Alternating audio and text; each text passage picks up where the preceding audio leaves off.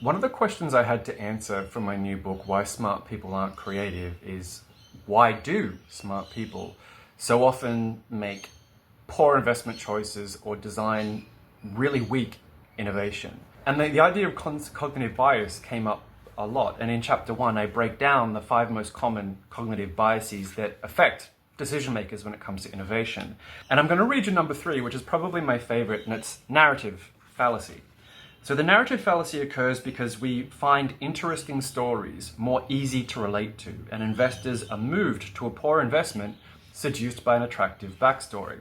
Theranos is the story of Elizabeth Holmes, a brilliant young female CEO leading the charge in diabetic research.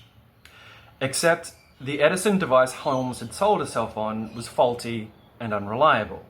Despite this, Theranos raised a market cap of $10 billion before Holmes was exposed for conspiracy and fraud and convicted in 2018. So let's think about that for a moment. The story of a brilliant young woman in a male-dominated field of STEM designing a medical device that could accurately detect diabetes and a whole bunch of other things, that was the pitch that was sold. The device never worked. It was always inconsistent.